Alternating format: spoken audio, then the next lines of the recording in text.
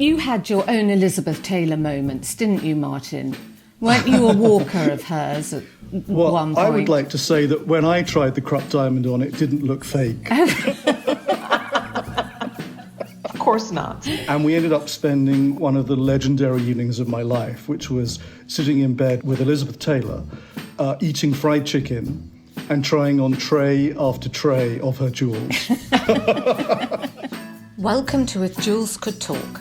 I'm Carol Woolton, the voice of jewellery, an author, broadcaster, and the woman who initiated the role of jewellery editor at magazines like Tatler and British Vogue. This is a podcast for everyone, for people who do like jewellery, for people who don't realise they like jewellery, and anyone intrigued by fascinating facts, new ideas, and forgotten histories. So please join me as I tell sparkly tales, meeting all sorts of people, delving into 4 centuries of jewellery culture, and investigate what's happening now.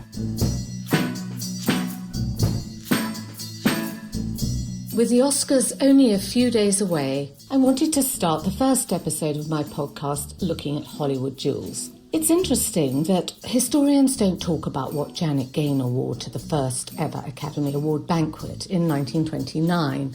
It wasn't until the following year, when Mary Pickford collected her Best Actress statuette, blazing in diamonds for her performance in Coquette, that the world took note of Hollywood's fabled glamour. Coquette became a box office success, Pickford's place as a movie star was assured, and jewels and Hollywood have been a sparkling union ever since.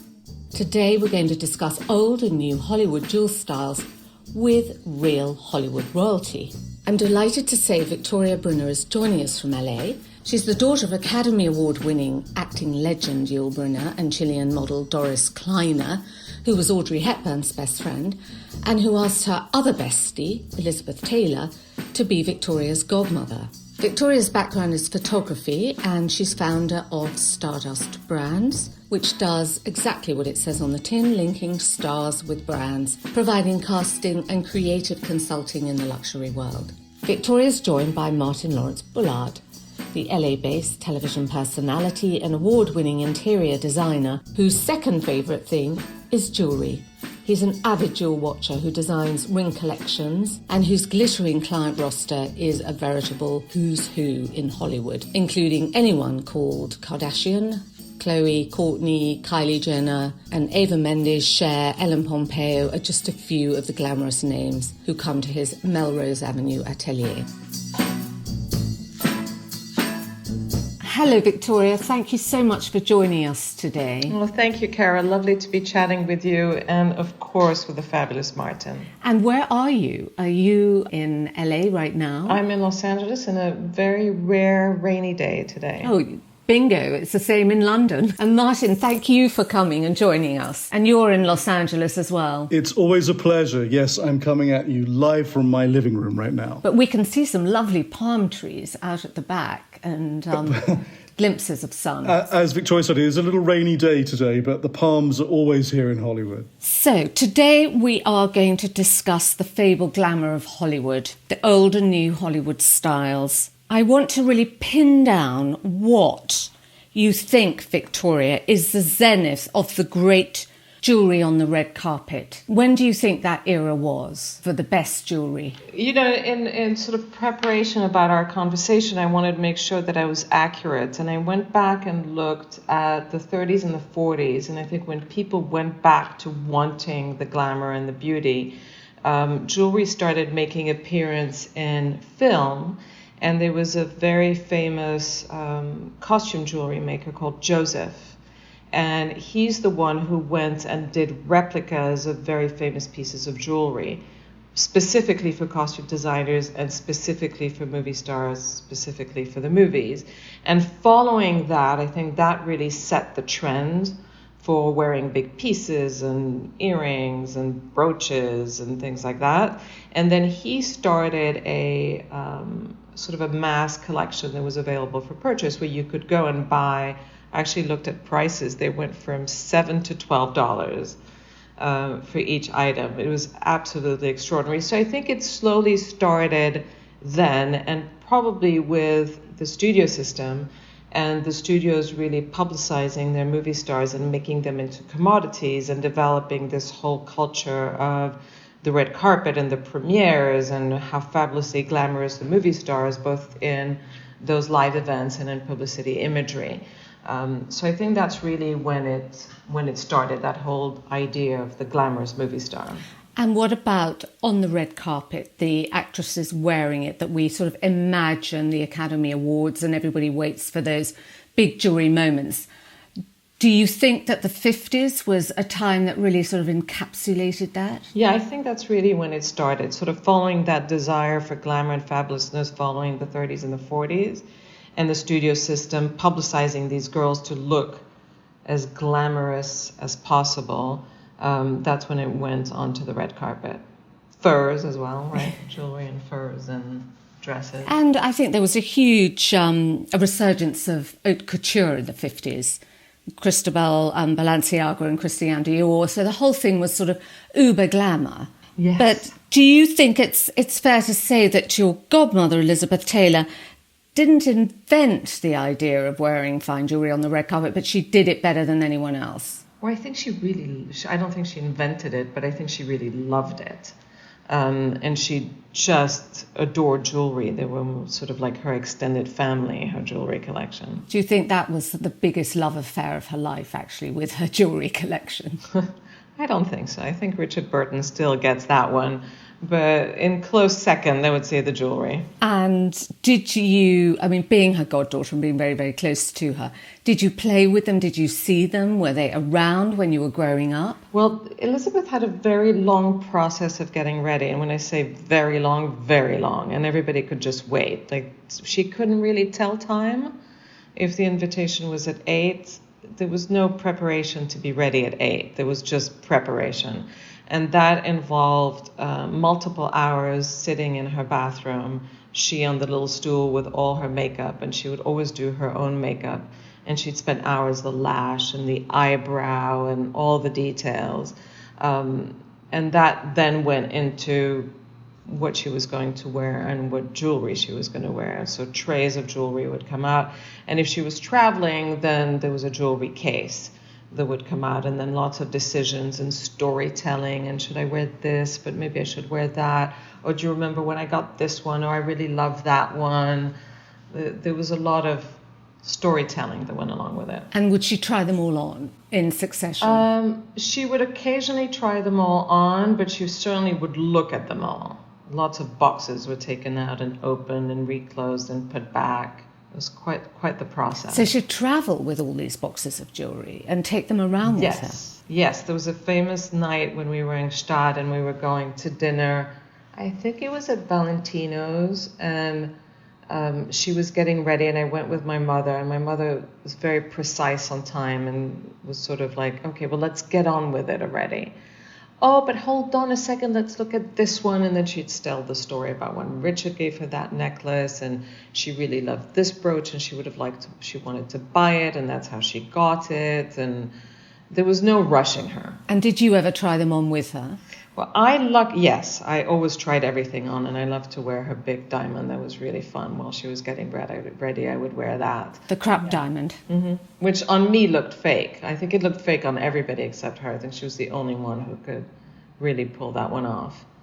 And then when I got married, I asked her if I could come and borrow something. And I was having a party in Malibu on the beach, and Rick Owens had made me like a t-shirt and a skirt that was all beigey.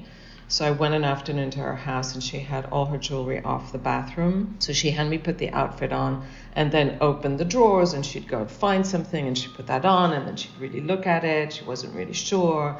So I got to try a lot of things. And for that particular event, I borrowed a necklace of big turquoise beads, a pair of earrings, which now I sort of forget, a Schlumberger ring and a Schlumberger bracelet. Nice. Which I, of course, didn't want to give back, but I did. But, I mean, you probably know if this story is true, that apparently that Princess Margaret had been rumoured to have said that the crap diamond was rather vulgar And when she met Elizabeth Taylor at a premiere, Elizabeth Taylor asked her to try it on. And when she put it on, she said, "See, it's not quite so vulgar now, is it?" How great. I didn't know that story. No, I could see that. She didn't really care about chic or not chic or vulgar or not vulgar. She just liked what she liked, and that went for fashion, people, and joy. And I guess as well as having her intensely personal pieces and gifts from family and friends, she had these historic pieces like the Peregrine Pearl from the Spanish royal jewels. Mm-hmm. Did she save that for special occasions, or would she wear that as easily as she'd wear her Schlumberger pieces? No, I think she wore them when she felt like wearing them. I mean, she wore jewelry every single minute she got out of that bedroom, and she liked to pile it on. But her big, sort of really big, important pieces she wore to go out or just to events or things like that. She didn't wear them around the house, let's put it that way. So you mentioned Schlumberger. Who else were her favourite designers? There was Winston, there was Schlumberger, there was Bulgari, obviously. She had some Cartier. Then she just liked things. She would sort of see something and lust after it and figure out who would give it to her. Anything she never got that she hankered after? I doubt. That was a woman who got everything she wanted, always. And then you were close to another 50s style icon, Audrey Hepburn, whose, I guess, her career kicked off in the early 50s, didn't it, in Roman Holiday? But she had a very different style. How would you describe her jewellery style? Yeah, I think it was just much more discreet. And I think that in the 50s, 60s, it was a time where stars wore their own jewelry as they wore their own dresses. They weren't engaged by brands to wear things. So she had some pieces. She had some Bulgari and she had some Schlumberger, and they were small and delicate as you would expect from Audrey. Just beautiful, pretty, delicate things. And then later in the 70s and the 80s, she started wearing costume jewelry. And she liked rather decorative pieces. Like if you look at them, because she had that beautiful long neck and that incredible chin, then she did wear sort of larger earrings and more decorative pieces. Fashion jewelry, I guess. And I guess they had sort of big lifestyles, these movie stars. As you said, they wore their own dresses, their own jewelry. Can you tell me a bit about the importance of having them for their off-screen life as well? Off-screen life, Audrey was somebody who wore jeans and a cashmere sweater and barely any makeup and her hair pulled back and flats. And I never saw her in any kind of fancy anything. She was just a chic, understated, beautiful woman. And her life away from Hollywood was the life of a mother. So that's what she basically quit the films to be a mother and be at home until she would go back eventually and do a few films and until her work for UNICEF. So it wasn't somebody, she had a house in Rome, a house in Switzerland, an apartment in the mountains, and she had people who helped her in those houses, but it wasn't the kind of lifestyle that you see today. I mean, she drove a Volvo station wagon and she liked gardening and she liked to be with her kids and my mom, who was her best friend, and her dogs. It really wasn't about this uber glamorous, over-the-top, highly publicized private life. Pre-Instagram, I guess. But your parents and Elizabeth Taylor, they must have gone to many social events and they dressed up for those, didn't they, at that time? Yes, certainly. I think that life, social life was also very different because it was different categories of people who mixed.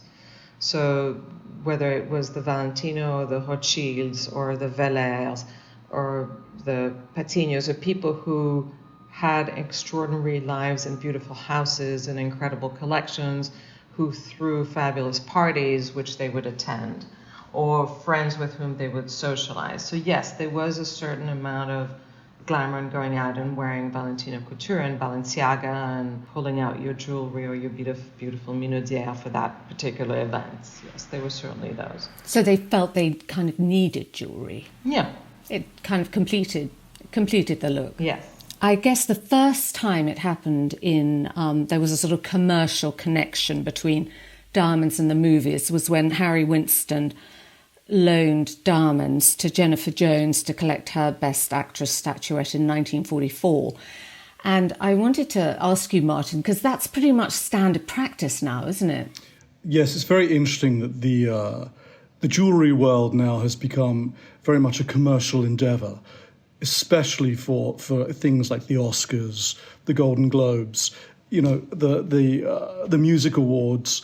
The stars now wear extraordinary jewellery, but it's not really personalised, and a lot of the times this is done in a commercial way where they're being paid to advertise the jewels. So either the celebrity or the stylist is actually being paid, or they're receiving jewellery as a gift for wearing it. So it's kind of I think the whole thing has changed a little bit.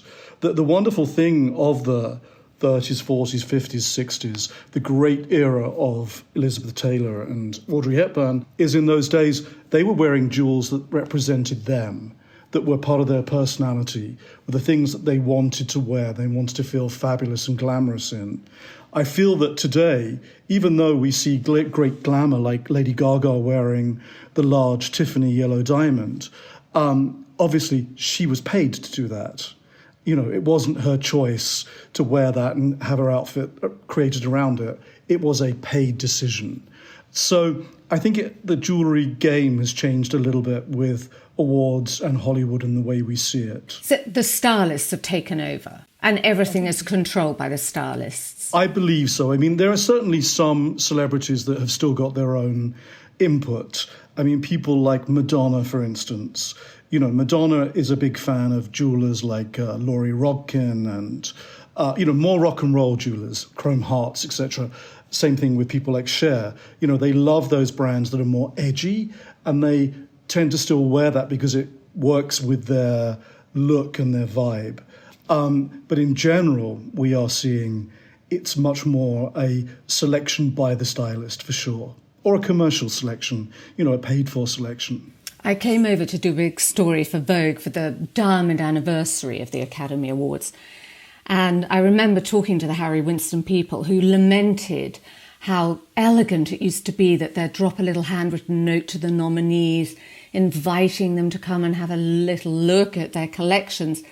And he was saying now it's so cutthroat and competitive. Do you find that around Hollywood at just before pre-Oscar time? I think so, for sure. I mean, it's not just the Oscars anymore. It's also, obviously, all of the music awards, the MTV Awards, etc., gather huge viewing numbers around the world.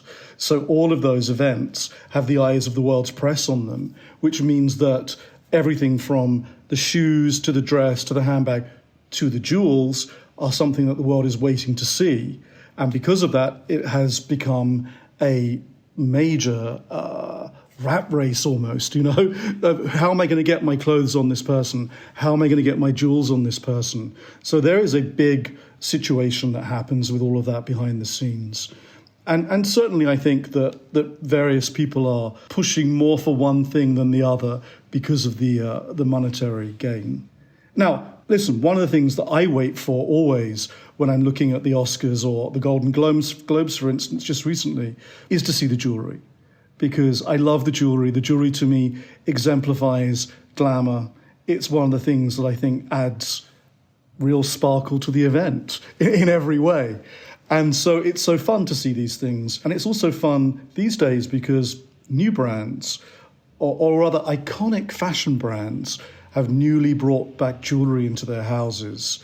Chanel, Dior, there's amazing collections. Even Dolce & Gabbana are bringing out extraordinary precious jewels that we're suddenly seeing on the red carpet, and they're more fun. We're seeing multiple colour use, we're seeing floral explosions, we're seeing quirky things, and that's really fun to see. Again, I'm not sure it's the celebrity's choice. I'm sure it's much more put together by the stylist, but it's still fun to see that rather than just the traditional houses. Wouldn't you rather see and know the star's real style? And when we have an image of, say, Audrey Hepburn or Elizabeth Taylor in our head, it's them. And I think if you now try and imagine Nicole Kidman's style or Gwyneth Paltrow, it changes all the time according to, as you say, what their deal is. Wouldn't you rather actually see the real person through their pieces? Of course, it was one of the joys of somebody like Elizabeth, who had an extraordinary jewel collection, to suddenly see them appear on a red carpet wearing the Mike Todd diamond tiara. Because not only were you stunned by the jewel, you were stunned by the story and the love story and the passion that went behind the piece. And so to see her wear that on different occasions would be something that added to the event, rather than it just being something, again, that had been pulled by a stylist. So you're right, we are really missing the personality of people because of this ever-changing loan situation. Does anyone wear their own jewellery now? Can you think of a star who does? Yes. Jennifer Tilly, the wonderful actress Jennifer Tilly, she has an incredible vintage jewellery collection. And so she always wears her own pieces. In fact, she's the proud owner of the extraordinary Paul Flato necklace, the buckle necklace made out of all of the aquamarines and rubies, I believe. So there are people, and I think it's mostly the celebrities that collect vintage pieces, that you see them wearing their vintage pieces because they love them, they exemplify their own style, and it's really great to see that sitting on the red carpet. Again, I see it more, though, rather than the actresses, I see it more with the pop stars, with the musicians.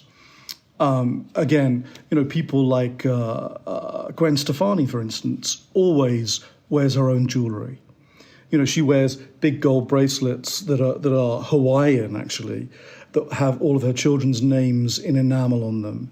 She wears diamond necklaces that say Stefani and Shelton around her neck. That's her and her fiancé. She wears her own jewels to these events, which is great because it is her own personality being shown. And again, that's what I miss, is seeing the personality, because you understand then really who the person is, rather than the look that's been created for them for that moment. You had your own Elizabeth Taylor moments, didn't you, Martyn? Weren't you a walker of hers at one point? I would like to say that when I tried the Krupp diamond on, it didn't look fake. Of course not. And you gave it back. Unfortunately. No, listen, I had several amazing times with Elizabeth. Of course, Victoria, having Elizabeth as her godmother, has the most amazing stories, but I had one amazing evening when I was supposed to escort her to an event. And I got to her house, and as I hear happen very often, she decided at the last minute she wasn't going to go. And so instead, Tim, who was her assistant, told me to go up to her marvellous lavender bedroom and visit with her there. And we ended up spending one of the legendary evenings of my life, which was sitting in bed with Elizabeth Taylor, eating fried chicken and trying on tray after tray of her jewels. I remember chewing on a fried chicken drumstick, wearing the La Pellegrina pearl around my neck.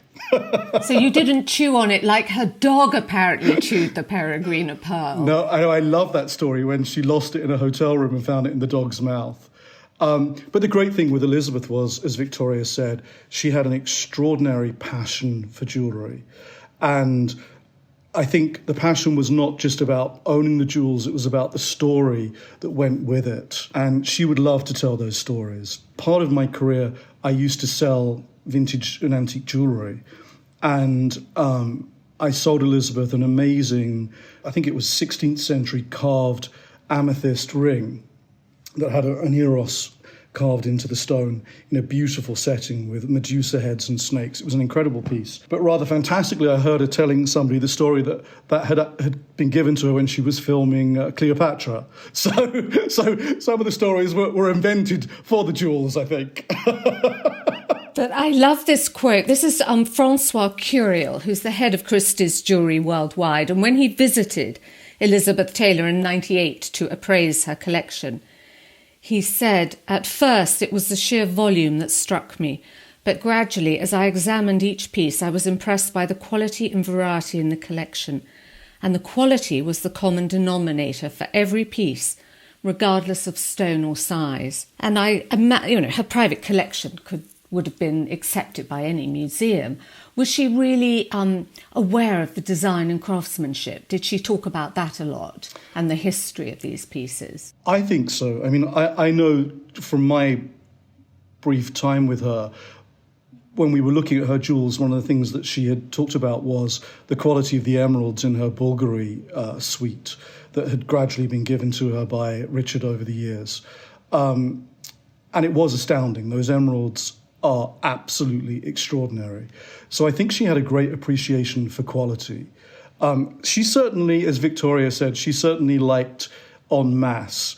So, not everything in that collection was an A1 Colombian emerald. She had gold charm bracelets and layers of necklaces and beads and all sorts of things. I mean, she did passionately love jewels.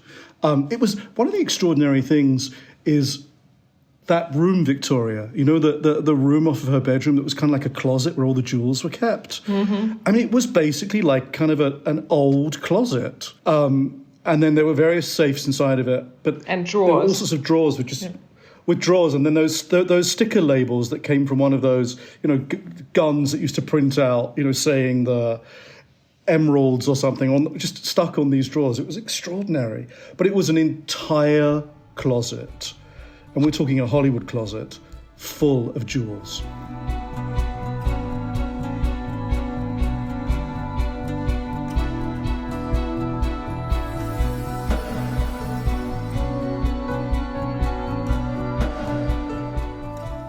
So what do the younger generation in Hollywood buy now? What do they want? Gifts. Yeah, they want gifts. Well, they want, apart from being given it for free. I mean, say the Kardashians, Martyn. What do they look to buy? Listen, they've all got armfuls of Cartier. The typical the screw bracelet and the nail bracelet, and the sort of the fashion pieces. But they've also got a lot of what I call more bling bling type jewelry, which is the big chains paved with diamonds. And, unfortunately, they haven't gotten into vintage because it would be so chic if they were wearing vintage. Kris Jenner actually has bought some vintage pieces. She's bought a few things recently at auction, a great turquoise suite and some pieces like that. But mostly their jewelry is more fashion-based, designer jewelry, the Van Cleef & Arpels, the Alhambra necklaces and things like that. So this is kind of what you see on a lot of people in Hollywood, the more day wearable pieces that they sort of jazz up with some pave diamond things for night. Obviously, the big diamond is still a major key, the big engagement ring or the big dress ring, which will be a big stone. We see a lot of. But I think that younger stars, again, people like Miley Cyrus, they have been buying a lot of those rock and roll brands again, like Lori Rodkin and Chrome Hearts, Stephen Webster. Christina Aguilera is a huge Stephen Webster fan. So, yes, we're definitely seeing some of the younger celebrities buying and wearing jewellery and wearing their own jewellery. But it's more rock and roll, more day wear. And what about the diamonds? Do they want to kind of out-diamond each other when they do buy them? There's definitely a bit of a game of who can wear more. I'm not sure quality is in the mix here. I think we're more about a 6-carat diamond, like sort of a K diamond rather than a 2-carat D flawless. It's more about the wham bam, the glitz, I think these days, than the quality. And I'm generalising, of course. I'm sure there are people out there that really respect the quality too, but we see more glitz and glamour than real fine quality, I think, these days.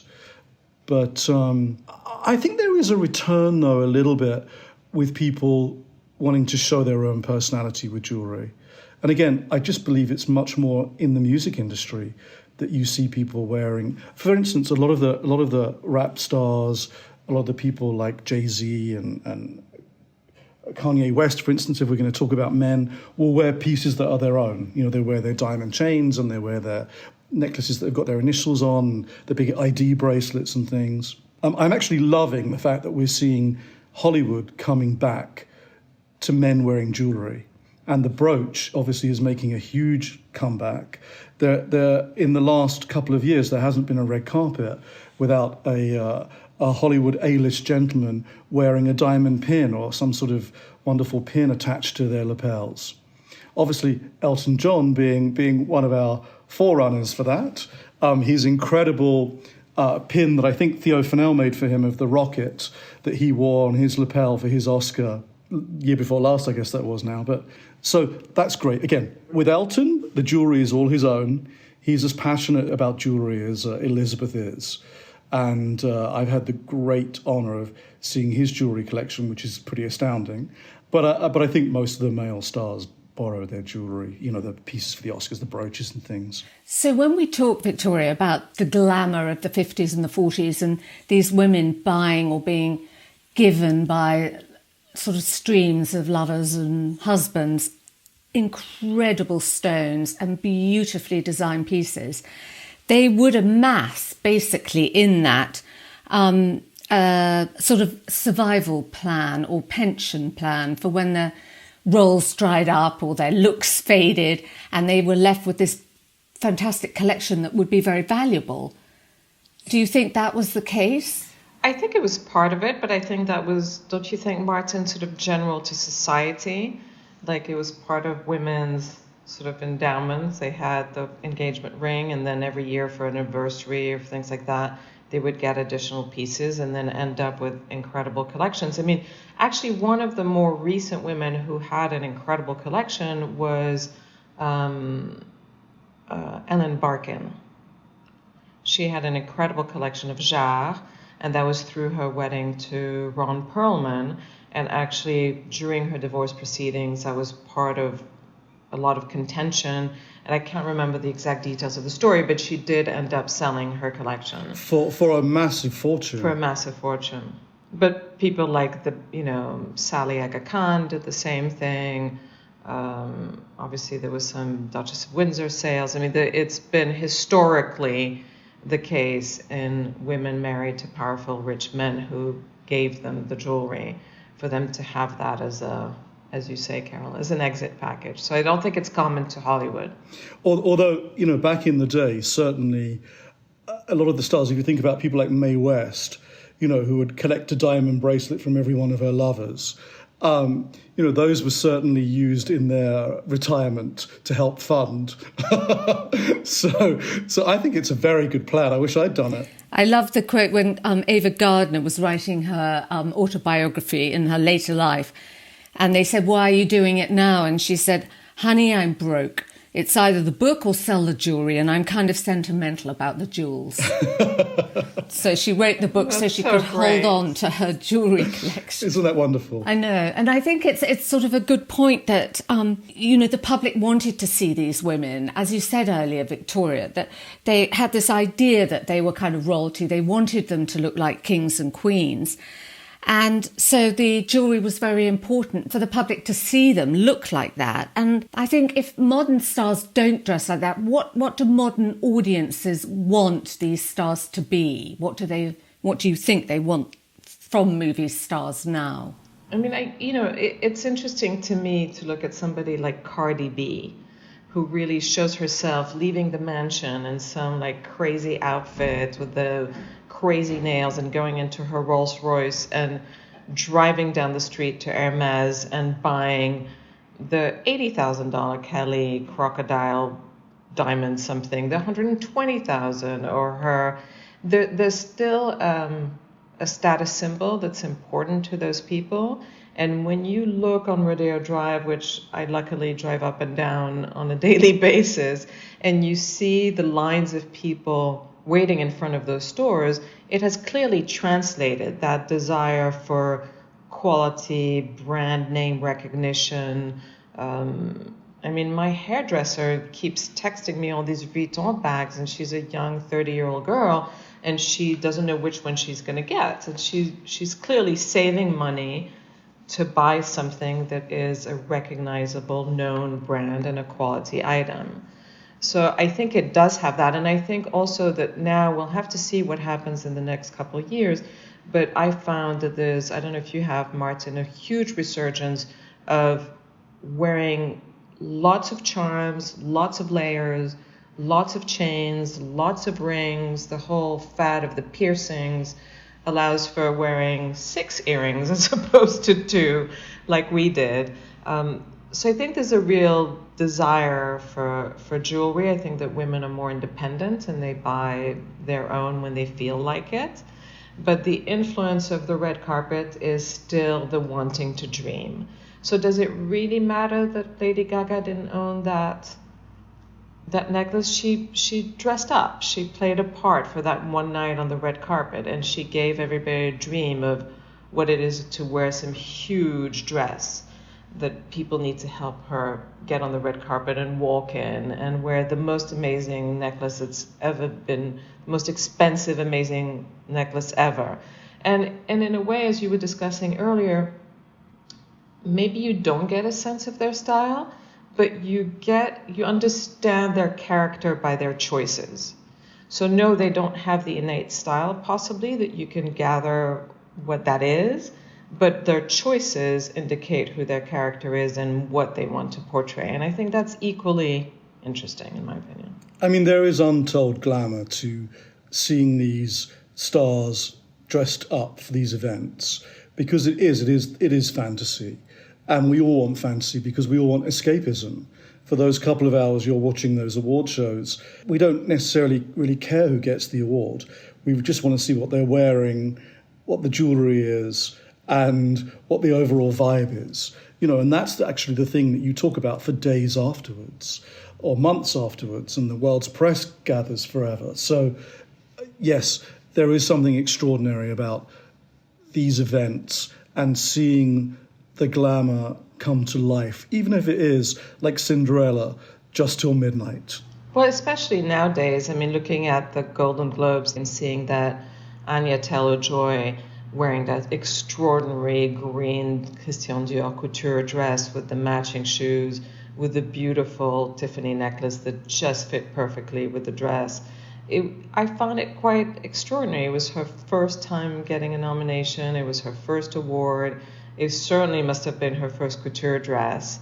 And it portrayed what she wants to be on the red carpet. And it did provide, as Martyn says, that fantasy and that escapism as we sat in our sweats in month number 12 to see people dress up and look fabulous and wear the jewelry. Martyn, you love jewellery, and I know that you sell jewellery and you design jewellery as well at your design studio there. What would your kind of tips be for someone who wanted to start a little collection, as you said, to give them that Hollywood style, but the style that is their own, and what should they buy and look for to get that? Jewellery is a very personal thing, and it has to feel something, you have to feel something from it, and it has to speak to you, I believe. And I think that, for me, I love a good diamond band ring. I don't think you can ever go wrong with that because it's something you can wear every day. It goes from night to day.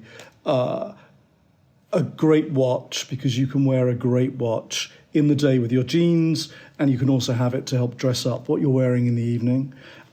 As Victoria said, the fashion at the moment is for charms. All sorts of different charms that people are adding to necklaces, adding to bracelets. And there's lots of these wonderful little clips now where you can clip charms on and off of things so you can keep changing the look and the vibe. So a great chain that you can keep attaching your various different charms and things that mean something to you, or things that get collected for you and with you along the way of your journey of life. A wonderful watch, like a great diamond band ring that will carry you through for all sorts of events. And of course, for me, for ladies, I think that one of the great statements is always earrings. I feel like earrings really finish a look. I think that they're so important because not only does it frame your face, it just is a great statement. And so one of the things that I love that we're seeing a lot of the designers doing today, even sort of people like Irene Newworth, who've become kind of quite a celebrity favourite recently, are doing things like little hoops that maybe they're little diamond hoops, but they also have the ability to attach a longer drop or a pearl or a stone to them. So they go nuit et jour, so they become, night or day jewellery, which is so fun. It's interchangeable. So I love the fact that if you're starting out and you're obviously not on Elizabeth Taylor's budget, that you can buy jewellery today that allows you to be more versatile with it. where you can add and take things away from it to create different looks using the same pieces. I think that that's a really fun thing. Victoria, did your godmother give you any tips about what you should wear or buy when you grew up and were older? No, she just spoiled me, which was equally as nice. What did she give you? She always gave me a little, earrings, quite a few earrings, and she left me something quite nice that was sparkly. Victoria, I love that. Just going back to charms, your mum has great style, and she always wore a gold torque with hundreds of gold charms hanging from it. Yes, amazing. And they kind of told a story of her life. They've been gifts from Valentino and from Audrey and where places she'd gone. And that's the kind of jewellery I think is wonderful because it does tell a story of someone's life. Well, it's lovely, I think, to your point, Martyn, to buy things that remind you of a particular time or moment or a special occasion. So I would say that for young actresses, your first big paycheck, your first award, or if you're not buying it for yourself, the fact that somebody gave it to you, then you always remember that. And you remember that story. There's something very sentimental about that. I do wish that you'd gotten to keep those imperial Iranian turquoise you wore at your wedding. Yeah, those would have been nice. I kept wondering if she was going to notice if I didn't bring them back right away. Yeah. I guess I was too honest to test that. So is it quite heavy, the gold charms? Yeah, it quite is actually. I had the necklace made for her here. So it's just a firm gold strand that just hooks in the back. And then she adds, and people know that she has this, so she receives so many gifts of things to add to it. Oh, it sounds lovely. Also, Elizabeth Taylor had her big charm bracelet, didn't she? She had multiple. Of which she wore many of them all together. Yes, a lot. So you heard her coming. Clink and clink, clink, clink from here to here. I do love though that some of the celebrities have followed in Elizabeth's footsteps with collecting. Again, obviously both Elizabeth and Madonna, and Tommy Hilfiger for that matter, bought pieces from the Duchess of Windsor's collection when that was auctioned. I think Elizabeth bought the fleur-de-lis brooch. The Prince of Wales feathers. Exactly. And people like I mentioned before, Jennifer Tilly is a great collector of vintage, and she likes things that also have had a sort of a celebrity past to them. And so I think there is something quite wonderful about that. Here in Hollywood, we have Neil Lane, who is sort of a big celebrity jeweller and dresses many of the stars with vintage jewels, the same way that Fred Leighton does in New York. But he has a number of younger Hollywood stars that he's trained into loving and collecting vintage. There's a particular I know Madonna collects Art Deco diamond bracelets, as does Naomi Campbell. So there are these young sort of A-list celebrities that do collect and wear their own things, though, actually, just to drop that in, because they have a passion for jewellery as well. I hope we see more of that, Carol, don't you? We want to see more of that. So that's your job there, Martyn. You're going to be the antique vintage jeweller to the stars. I think this is going to be your new role to get them on the red carpet. It's interesting because there seems to be a big upturn in very major jewellery at the moment. Those companies like Muad, for instance, that have these enormous diamond parures that you see. I guess a lot of it goes to the Arabian markets, but we're seeing now apparently very big jewellery is being bought again. I'm not sure where it's being worn, but it is amazing to know that that's happening. And apparently during the pandemic, the diamond business was thriving. So it is interesting that people, I think, were putting money into things that they thought were tangibly going to keep their value. And also celebrate, as you say, those connections and moments when people were at home thinking that their relationships were the most important thing. Well, I have to say, during the more depressing moments of the pandemic, I would love to sit at home with all my jewellery on and sparkle all on my own. Made me feel so much better. Do a little Elizabeth Taylor on your own. Exactly. But thank you both. That's so illuminating to give us this glimpse of behind the scenes at Hollywood, and We'd rather call it sparkling than illuminating, Carol. okay, the sparkling behind the scenes at Hollywood is so interesting. Thank you both. Thank you, Martyn. Thank you, Victoria, for your time. Thank you, Carol. It was sharing lovely your chatting with you. stories. A pleasure. Thank you so much. There's nothing we like more than talking about jewels.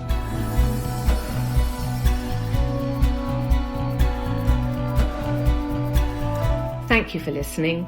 For more information about this and other episodes of If Jewels Could Talk, please go to the website carolwoolton.com, and if you liked it, please share it any way that you can. You'll find us on Instagram, where you can view images of the jewellery we talk about, and please subscribe to the podcast feed on any of the usual channels where you find your podcasts, and we'd love a rating and a comment.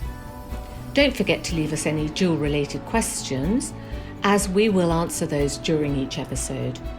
And join us again in 2 weeks for the next Jewelled Nugget, when I'll be talking to the stars of the new BBC Two show, All That Glitters, comedian Catherine Ryan and jewellers Sean Lean and Solange Azaguri Partridge.